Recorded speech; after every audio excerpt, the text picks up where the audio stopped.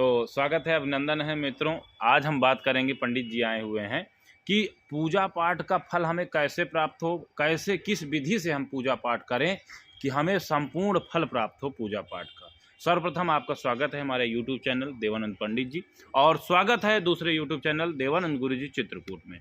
तो महाराज, ऐसा क्या करें हम लोग कि हमको मतलब कर्मकांड जो भी पूजा पाठ करें उसका हमें फल प्राप्त हो? कृपया बताने का प्रयास करें, मार्गदर्शन करें। लीजिए, आप बोलिए। देखिए, ऐसा आचार्य जी कि पूजा पाठ का एक तो पहले भी नियम होता है। नियम के अलावा कोई भी पूजा पाठ करे तो उसमें श्रद्धा भक्ति होती है, श्रद्धा भाव होता है जी। भगवान के प्रति। जब तक श्रद्धा भाव नहीं होगा, समर्पण नहीं होगा, विश्वास नहीं होगा, तो उसके पूजा पाठ का कोई महत्व नहीं होना चाहिए, है? तो उसमें सबसे बड़ा उसका पहले नियम है, संकल्प है। इसके बाद उसमें आदमी के पास विश्वास होना चाहिए, भक्ति होना चाहिए, भाव होना चाहिए, तभी उसका पूरा फल मिलता है। जी।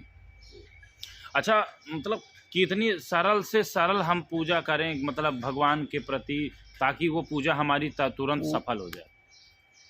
पूर्वजों ने ये कहा है कि पूजा 3 प्रकार की, छोटी, बड़ी, मझोल।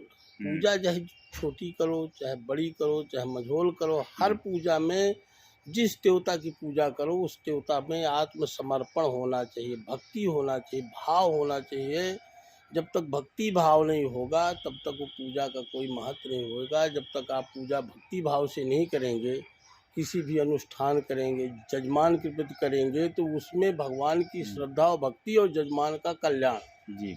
उसमें अगर फॉर्मेलिटी अदा कर रहे हैं कि लोग बाग देख रहे हैं कि पूजा कर रहे हैं, उसका कोई महत्व नहीं मिलेगा। वो अपने लिए भी ठीक नहीं है और जजमान के लिए भी ठीक नहीं होगा। तो सबसे बड़ी है भक्ति, भाव, नियम। जी।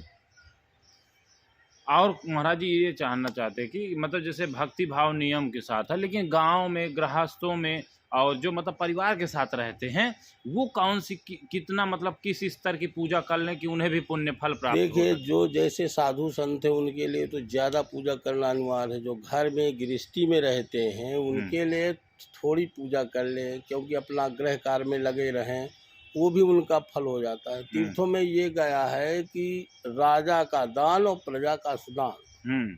प्रजा स्नान कर ले गंगा जी में तो उसको पुण्य मिलेगा, राजा वहाँ स्नान करे, दान करे, पुण्य करे, तब मिलेगा फल।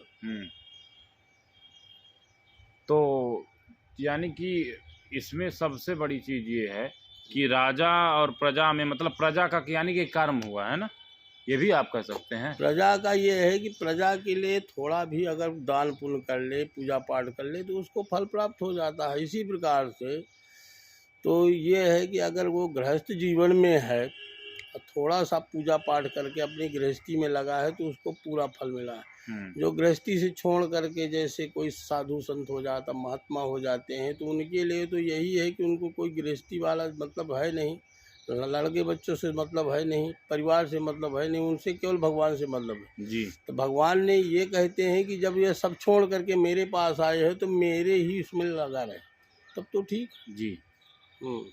चलिए दोस्तों, देखिए आपको पूजा के सूक्ष्म जो है अवयवों में आपको परिचय कराया आज आचार्य जी ने, और इसी प्रकार की हमारे साथ लगातार बने रही वीडियो के माध्यम से हम आपको जानकारी प्रदान करते रहेंगे।